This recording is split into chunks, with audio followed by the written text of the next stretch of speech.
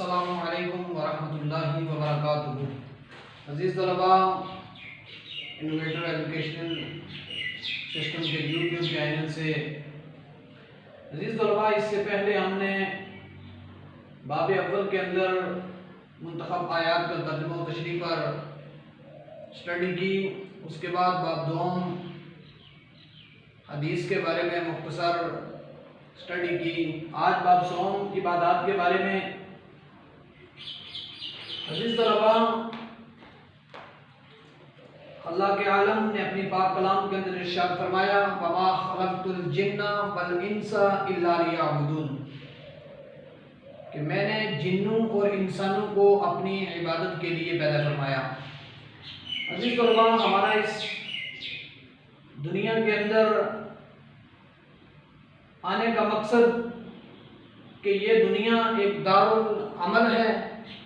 اور آخرت کا دن دارالجزا ہے، کہ یہاں پر ہم عمل کریں گے، یہاں پر ہمارا امتحان کی تیاری کا ٹائم ہے، اور آگے جا کر جس طرح جس کسی نے اللہ رب العزت کی عبادت اور ریاضت کی ہوگی، وہاں پر جا کر وہ اس کا امتحان دے گا کہ کس نے کتنی نیکیاں کی ہیں، کتنی برائیاں کی ہیں۔ تو آج کے سبق کے اندر ہمارا عبادت کا سب سے پہلے لغوی مفہوم۔ عزیز طلباء، عبادت عربی زبان کے لفظ عبادہ سے بنا ہے۔ عبادت کے معنی ہیں انتہائی عاجزی اور انکساری بندگی اور غلامی، یعنی کسی کے سامنے انتہائی عاجزی کا اظہار کر کے اس کی بندگی اور غلامی اختیار کرنا۔ کہتے ہیں کہ عبادت جو ہے یہ عربی زبان کے لفظ عبادہ سے مشتق ہے۔ اس کا لغوی معنی ہے کہ انتہائی انکسار اور عاجزی کے ساتھ اللہ رب العزت کے ہاں جھک جانا، اور اس کا اصطلاحی مفہوم کہ بارضا و رغبت، اصطلاح شریعت میں بارضا و رغبت اپنی گردن اللہ تعالیٰ کے حضور جھکا دینا اور اللہ تعالیٰ کا ہر حکم بجا لاتے ہوئے برائیوں سے رک جانا اور نیکی کے راستے پر چل پڑنا عبادت کہلاتا ہے۔ اس کائنات میں ہر چیز اللہ تعالیٰ کی مطیع ہے اور اس کے قوانین کی پیروی کر رہی ہے۔ عزیز طلباء، کہ عبادت کا اصطلاحی مفہوم کہ بارضا و رغبت بندہ کیا کرے، اللہ رب العزت کی بارگاہ کے اندر جھک جائے، اس کے ہاں سجدہ ریز ہو جائے اور اللہ رب العزت کے ہر حکم کو بجا لائے، نیکی کرے، مطیع اور فرمانبردار بنے اور برائی سے رک جانے کا نام عبادت ہے۔ اللہ کے عالم نے اپنی پاک کلام کے اندر ارشاد فرمایا، سورہ آل عمران آیت نمبر 83، کہ سب اہل آسمان و زمین خوشی یا زبردستی سے اللہ تعالیٰ کے فرمانبردار ہیں۔ عزیز طلباء، عبادت کے سلسلے میں ضروری بات یہ ہے کہ عبادت خالص اللہ تعالیٰ کے لیے ہو، اس میں کسی طرح کی آمیزش نہ ہو، یعنی عبادت میں اللہ تعالیٰ کے سوا کسی کی عبادت کا ادنا سا شائبہ بھی نہ ہو۔ قرآن مجید میں اس خالص عبادت کو اخلاص دین کہا گیا ہے۔ عزیز طلباء، یہ نہایت اہم ایک چیز ہے کہ عبادت کے سلسلے میں یہ بات ضروری ہے کہ بندہ انتہائی عاجزی اور انکساری کے ساتھ خلاق عالم کی بارگاہ کے اندر جھکے، اور اس عبادت میں کسی طرح کی ملاوٹ نہ ہو، اس کے اندر تکبر نہ ہو، کسی دوسرے کو دکھلاوا نہ ہو، محض لوگوں کو دکھانے کے لیے وہ عبادت نہ کی جائے، بلکہ یہ خالص رب کی رضا کے لیے یہ عبادت کی جائے، اور اسی خالص عبادت کو اخلاص دین بھی کہا گیا ہے، کہ یہ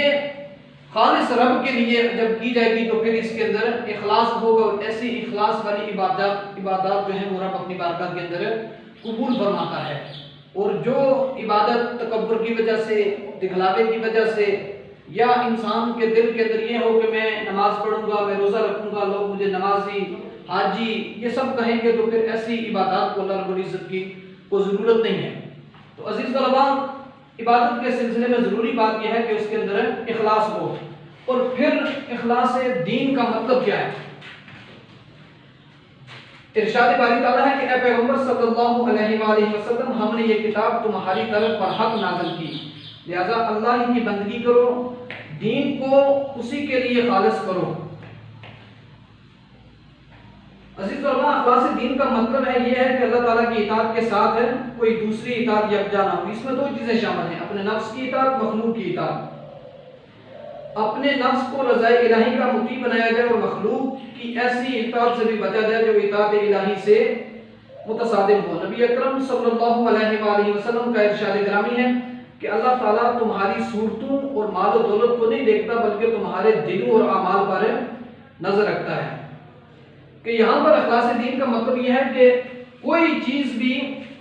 جب بندہ اللہ رب العزت کی عبادت کر رہا ہو تو اس میں کوئی دوسری چیز کی ملاوٹ نہ ہو۔ اور ایک تو نفسانی خواہش ہے کہ نفسانی اطاعت، اور دوسری ہے مخلوق کی اطاعت، کہ بندہ اپنے آپ کو بڑا سمجھنے کے لیے یہ کہے کہ میں اللہ رب العزت کی عبادت کر رہا ہوں، میں نے کوئی بڑا کام کر دیا، یا کوئی اس طرح کا انسان کے نفس کے اندر کوئی تکبر وغیرہ ہوگا تو پھر ایسی عبادت رب کی بارگاہ کے اندر مقبول نہیں ہوگی۔ عزیز طلباء، اور مخلوق کی اطاعت کہ بندہ بندوں کو دیکھ کر یہ میں کام کر رہا ہوں،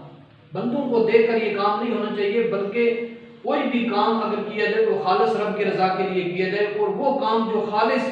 انسان تنہائی مخلوق کے سامنے تو کچھ اور کرے،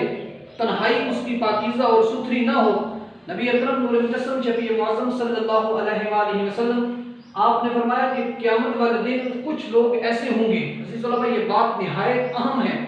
کہ کچھ لوگ ایسے ہوں گے کہ جن کی عبادت، جن کی نیکیوں کے ڈھیر لگے ہوئے ہوں گے، اور ان کی نیکیاں جو ہیں وہ آہستہ آہستہ آہستہ ختم ہو جائیں گی، جس طرح ہوا کے چلنے سے پتے جو ہے وہ اڑتے ہیں۔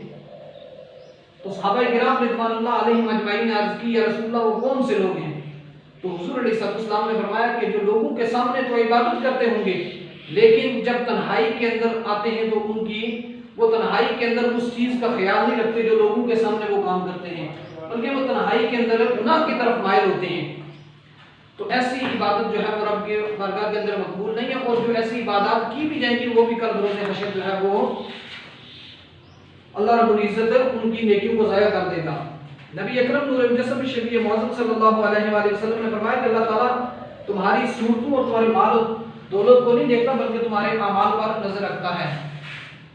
عزیز طلباء، آج کے ہمارے اس سبق کے اندر ہم نے عبادت کا لغوی مفہوم، اصطلاحی مفہوم اور عبادت کے سلسلے میں ضروری بات ہے